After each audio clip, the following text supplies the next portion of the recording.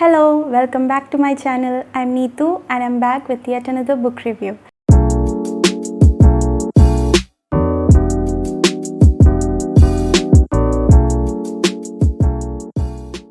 And this time it's one of my most favorite horror stories, and you can categorize this under the gothic horror section and maybe also mystery and thriller. I'm talking about Mexican Gothic by Silvia Moreno Garcia, and this book is so weird. Be ready for the chills.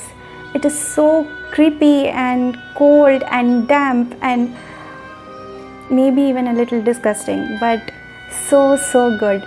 And I would recommend every lover of horror books to please go read this because it is amazing.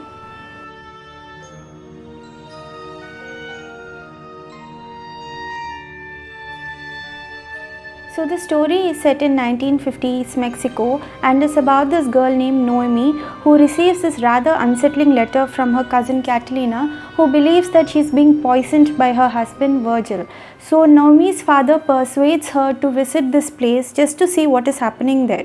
So once Noemi visits her place, that is Virgil's home, she sees that things are not really right there, and they don't really like to let Noemi visit her cousin, and they are really indifferent and intolerant towards her. So this house in the mountains is rather rotten and cold and moldy and something right out of the Addams family, and the only person who seems to be at least relatively normal in this place was Francis, who is the youngest son in the house. Catalina is kept under a constant watch and is rarely allowed to meet Noemi, and the rest of the story follows how Noemi discovers a lot of terrifying secrets about this family and how she rescues her sister from this entire mess. So the book seems to be a little bit slow in the beginning, but then things start to escalate quite fast as the story develops, and you're going to have quite a few oh my god moments throughout the book. The author discusses some very serious topics here like colonialism and racism, which seems to go really well with the horror elements in this book. The highlight of this book is that it is so intense and atmospheric and so downright creepy that it's amazing for the lovers of the horror genre.